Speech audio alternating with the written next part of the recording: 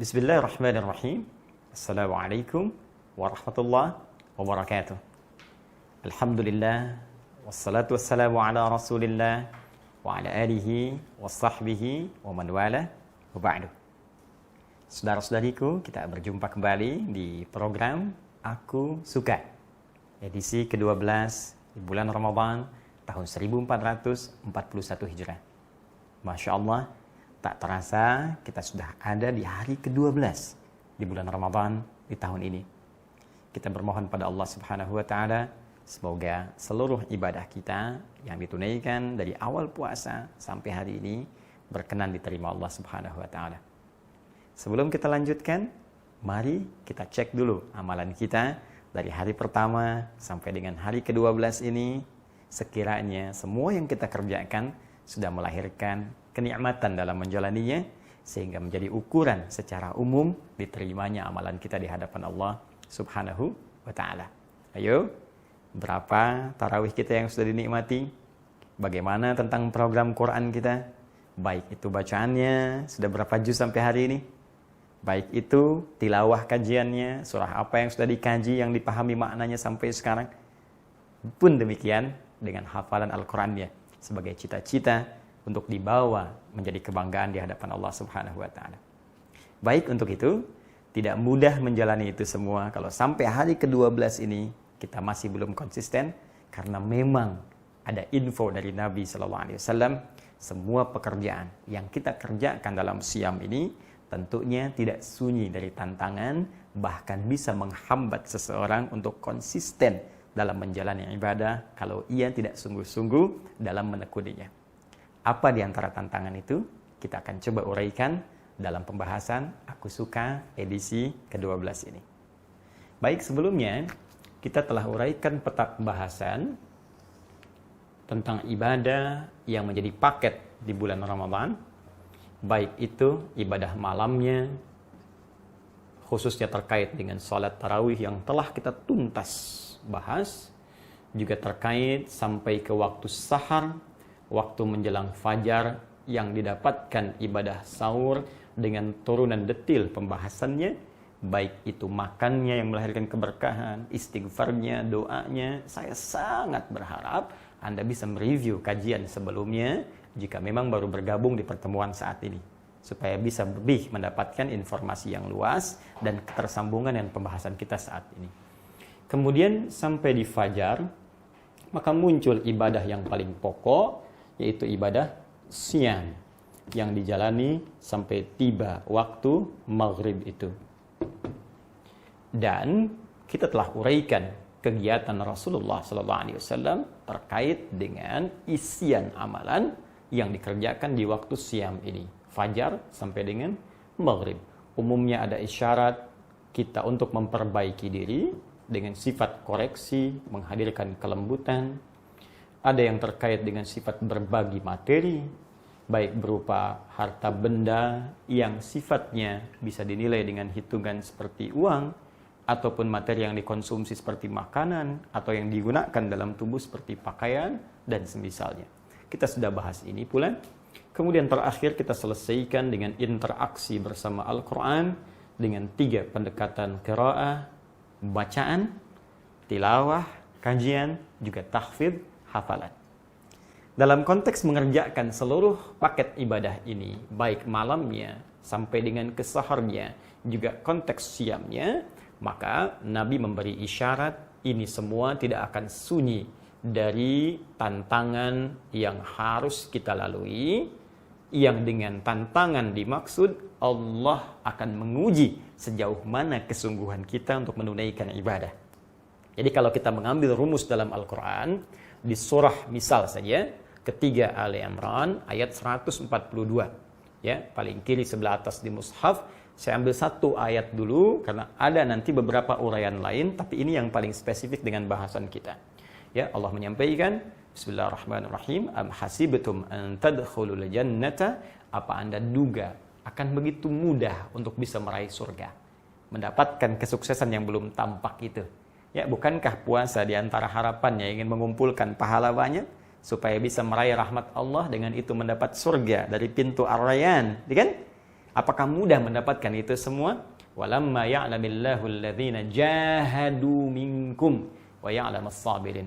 Sedangkan kau belum diuji, belum diketahui ya sejauh mana keseriusan Anda dalam menghadapi tantangan-tantangan mengerjakan amalan itu, baik, dan sabar menjalaninya. Tahu dari mana kalau ayat ini berbicara tentang menghadapi tantangan? Ini terkait dengan Quran surah kedua Al-Baqarah ayat 214. Karena itu, redaksi di Ali Imran ayat 142, pembukanya sama persis dengan Al-Baqarah ayat 214. Yang ini kiri bagian atas, yang ini kanan bagian bawah di mushaf standar. Ini difirmankan am hasibtum an tadkhulul jannah, yang ini pun difirmankan am hasibtum an tadkhulul jannata. Ini kesungguhannya, ini tantangan utamanya. Am hasibtum an tadkhulul jannata walamma ya'tikum mathalul ladzina khalau min qabl. Apa Anda duga mudah saja mendapatkan anugerah surga? Mudah saja beribadah untuk mendapatkan rahmat. Mudah saja meraih pahala sebanyak-banyaknya untuk bisa mendapatkan rahmat masuk ke dalam surga. Dengan puasa masuk pintu Ar-Rayyan. Walamma ya'tikum mathalul ladzina khalau min qablikum. Sementara engkau belum diuji seperti orang hebat dulu yang dijamin masuk surga. Orang dengan amalan banyak, ulama-ulama saleh, orang-orang sebelumnya yang mereka pun menghadapi tantangan-tantangan untuk mewujudkan harapan dimaksud. Masathumul ba'sa, ada tantangan yang ringan, wadh-dharra, sudah mulai naik bahkan menyakiti fisik, ya kan? Wazulzilu, bahkan ada yang menggoncang hati. Hatta yaqula ar-rasul walladzina amanu ma'ahu mata nasrullah. Bahkan ada tantangan-tantangan yang membuat kita bisa berkata seperti Rasul dan orang beriman dulu pernah mengatakan, ya Allah, kapan pertolonganmu tiba? Ya Allah, kapan wabah ini akan diangkat? Ya Allah, hamba sudah rindu dengan masjid. Ya Allah, kapan keadaan ini akan berakhir? Ya Allah, kapan hamba bisa bekerja mendapatkan rezeki yang halal? Ya Allah, kapan tantangan? Ala inna nasrallahi qarib. Orang beriman mesti optimis. Kata Allah, mesti yakin, kuatkan pada dirimu. Pertolongan Allah itu pasti akan tiba kalau kita mau sungguh-sungguh, serius, dan sabar dalam mengatasinya. Nah sekarang, karena fitrah kehidupan akan selalu bersanding dengan tantangan. Orang sukses pasti ada tantangan. Orang sukses pasti ada ujian. Anda anak SD mau lulus ke SMP, ujian. SMP ke SMA, ujian. Kalau tingkat pendidikan dasar saja ada tantangan, ujian supaya kita sukses, maka bagaimana dengan kehidupan yang kompleks? Jadi itu rumusnya. Ujian datang bukan ingin membuat kita sulit dalam menjalani aktivitas, tapi sesungguhnya ingin meningkatkan kualitas kita di hadapan Allah sehingga menjadi manusia yang lebih bernilai di masa depan. Nah, karena fitrah setiap aktivitas, ibadah, bahkan ada tantangan, maka demikian pula dengan siam. Apa di antara tantangannya?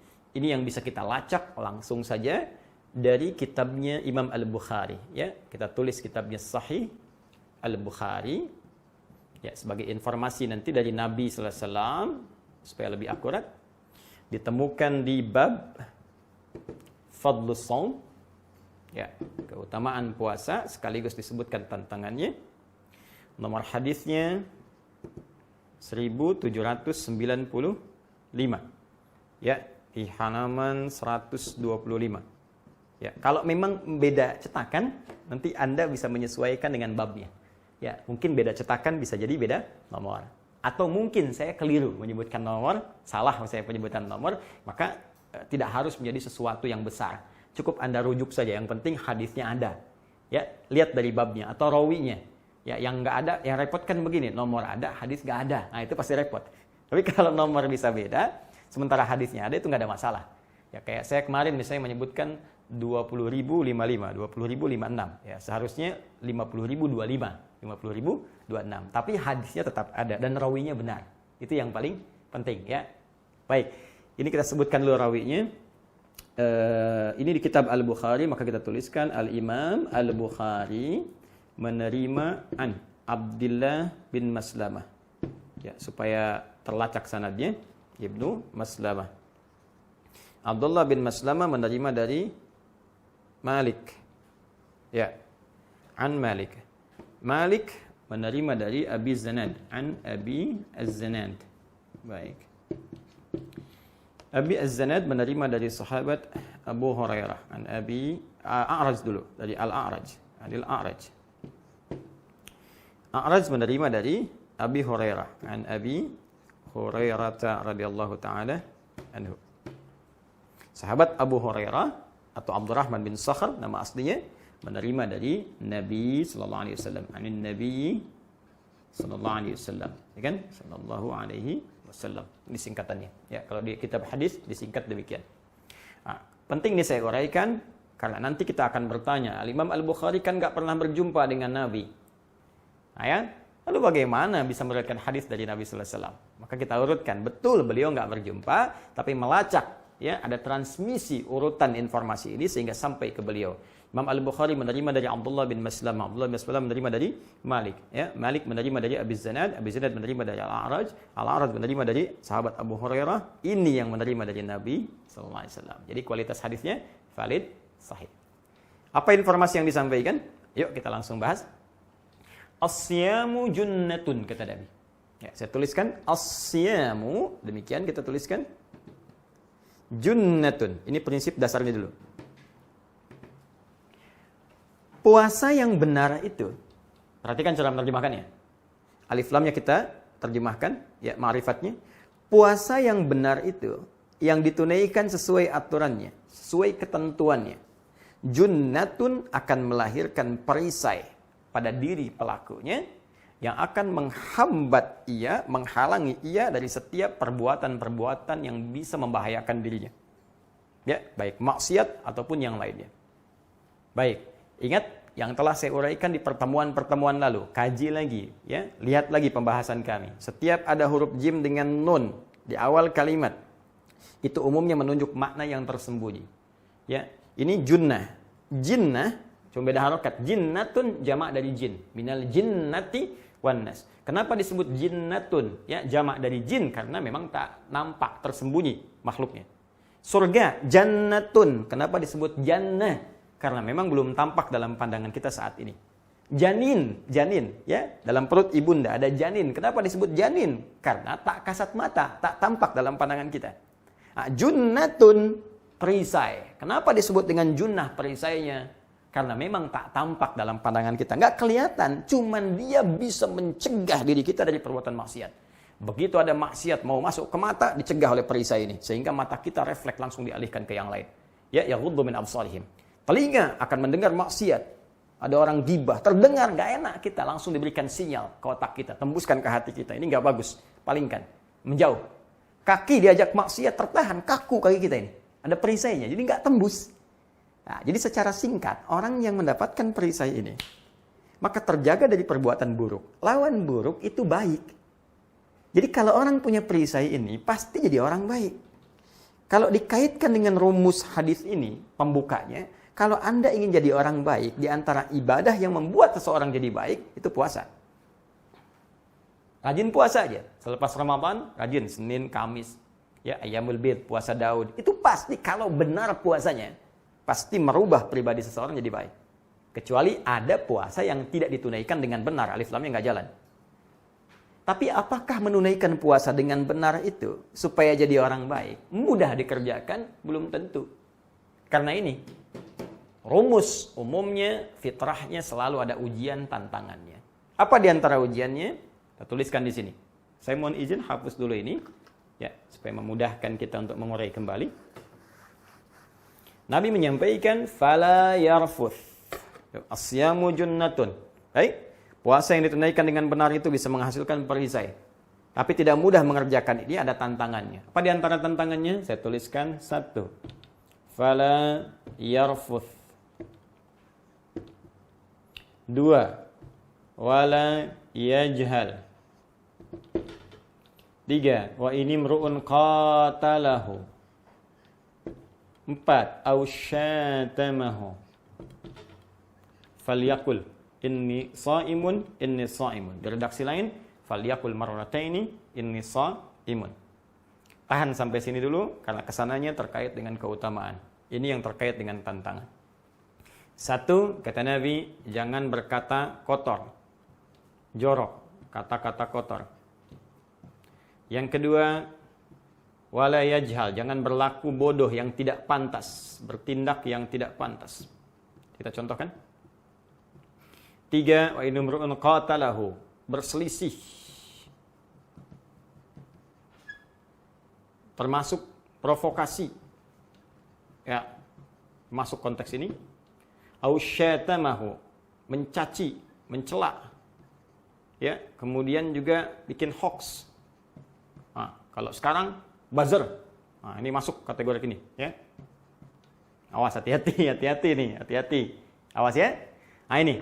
Faliyakul inni sa'imun, maka tegaskan pada dirinya kalau menghadapi tantangan ini, saya sedang puasa, sedang puasa, sedang puasa.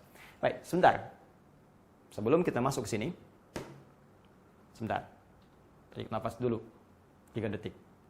1, 2, 3. Fokus lagi. Bila kita perhatikan, di sini kita tidak dapatkan tantangan berupa hal-hal yang konsumtif misalnya. Ya, makan, minum, atau tantangan yang sifatnya biologis, hal-hal seksual, kebutuhan seksual, biologis. Padahal ini sama-sama tantangan juga, ya kan? Betapa banyak orang waktu sedang berpuasa lihat makanan, tiba-tiba sudah pengen buka, ya kan? Jalan, olahraga pagi-pagi habis subuh, gitu kan?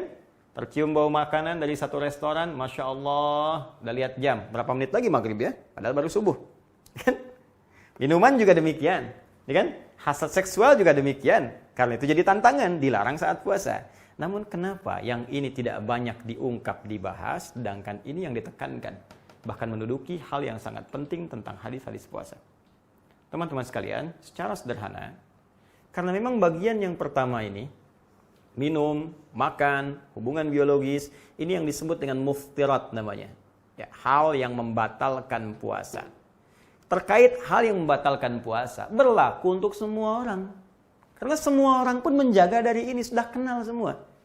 Karena semua menjaga dari itu, maka muncullah kemudian motivasi yang kuat untuk meninggalkan ini semua. Jadi nggak dilarang pun sudah ngerti. Nggak disampaikan pun sudah paham. Makan itu pasti batal. Ya, minum itu pasti batal. Ini nggak usah pura-pura, saya mau wudhu, kumur-kumur, padahal pakai sirup misalnya. Ya, ini tetap aja batal. Ya, cuman 2 dalam keadaan makan, minum nggak batal. 1, ketika lupa, bukan pura-pura lupa. Beda pura-pura lupa dengan lupa. Dimakan, lupa misalnya. Sedang makan, selesai. Begitu kenyang, ketemu teman, ditanya sama teman, gimana puasanya hari ini? Oh, puasa, astagfirullah, saya lupa. Nah, bukan makan dulu, nanti kalau ditanya lupa. Bukan. Nah, yang kedua, makan dalam keadaan, atau minum dalam keadaan sedang tidur, mimpi.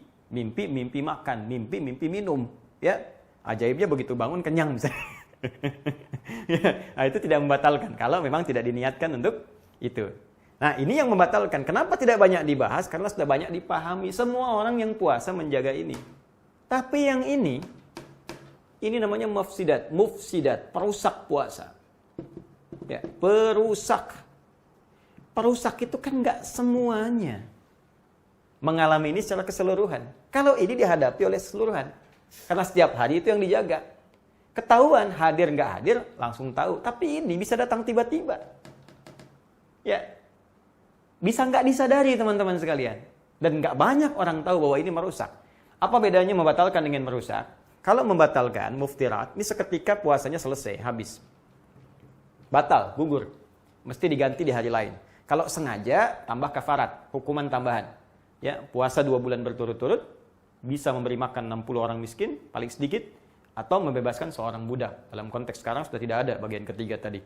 Ya, diganti di hari lain. Tapi juga tidak boleh sengaja karena dosanya bisa berlipat. Ya. Nah, ini gugur seketika. Tapi kalau yang ini belum tentu puasanya batal. Di puasanya terasa masih lanjut karena belum mengerjakan yang membatalkan. Puasanya tidak gugur tapi rusak. Rusak itu artinya pahalanya berkurang karena dikurangi oleh perbuatan buruk ini.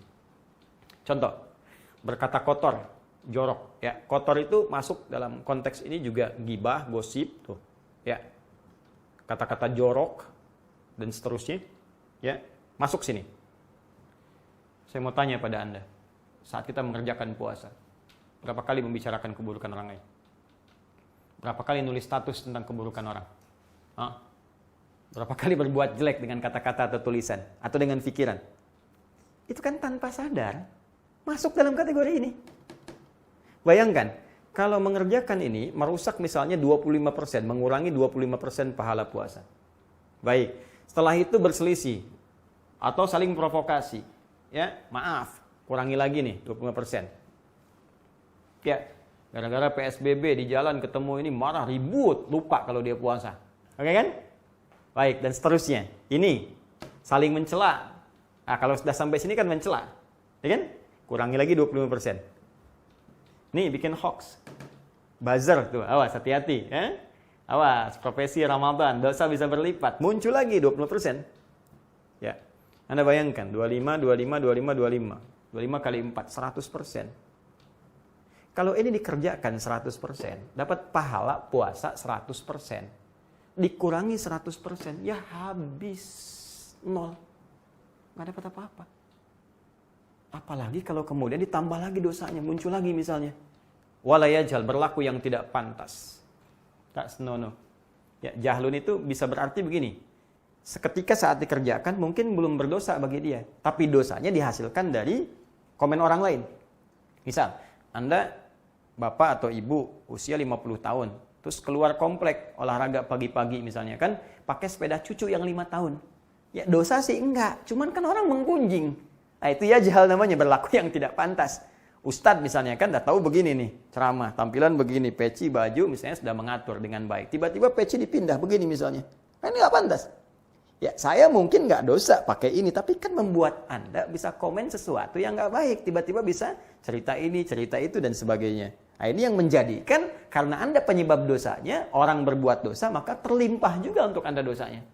Bayangkan, sudah habis 0, berbuat dosa lagi, taruhlah 50% misalnya, karena orang banyak menggunjing bicara buruk. Wah, habis, minus 50%.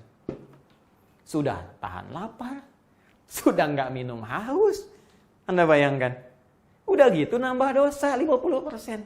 Ini yang mungkin yang dimaksudkan Nabi SAW, Rabba sha'imin laysa lahu min siyami ilal ju' wal 'atash. Tidak sedikit nanti orang puasa, karena nggak bisa menghadapi tantangannya dengan baik, dia nggak mendapatkan apapun dari puasanya kecuali lapar dan haus saja. Ini yang paling bahaya.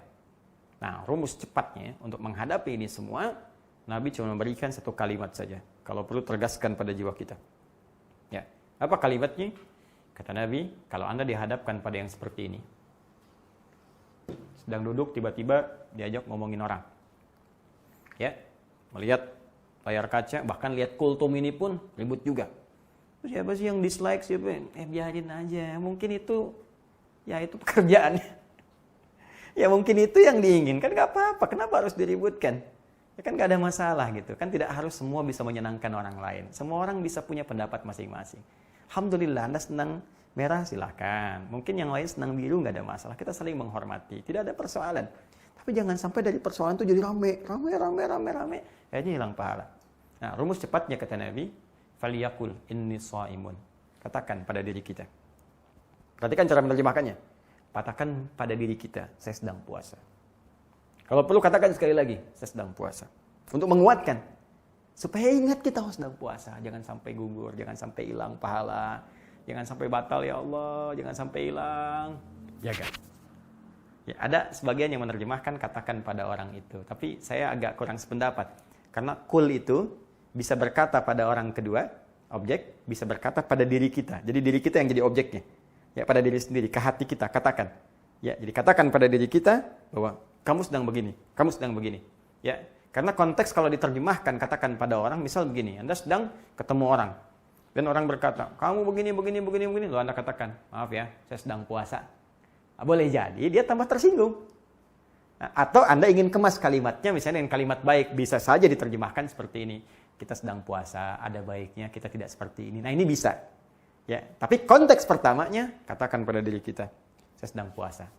Jangan sampai berbuat seperti ini, jangan sampai batal dan sebagainya. Baru kita bisa bagi ingatan dengan orang lain sebagai pengetahuan. Ini cara paling cepat untuk bisa menangkal perbuatan yang bisa merusak.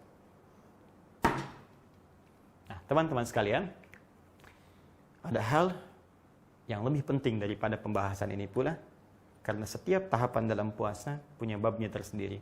Karena itulah saya mencoba membuat tahapan-tahapan pembahasan ini sehingga tidak terkumpul dalam setiap waktu yang sama.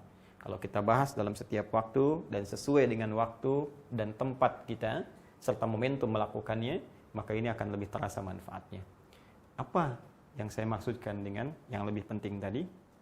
Apa yang bisa kita siapkan untuk lebih mendekat kepada Allah? Bahkan kalau Anda bisa kerjakan puasa ini dengan benar, ditahan sampai maghrib, ada berita gembira di waktu maghrib yang pernah saya tunjukkan sebagai rahasia saat berbuka puasa. Ketika Anda bisa mendapatkan rahasia itu, maka semua doa yang kita panjatkan seketika akan dikabulkan oleh Allah Subhanahu wa taala. Kalau benar itu kebutuhan yang baik untuk dunia dan akhirat kita. Insyaallah terkait ini kita akan bahas dalam program Aku Suka pada edisi yang ke-13 esok hari insyaallah. Semoga bermanfaat. Adi Hidayat, subhanakallahumma wa bihamdika, asyhadu an la ilaha illa anta, astaghfiruka wa atubu ilaik, wa akhiru da'wana alhamdulillahi rabbil alamin. Assalamualaikum warahmatullahi wabarakatuh.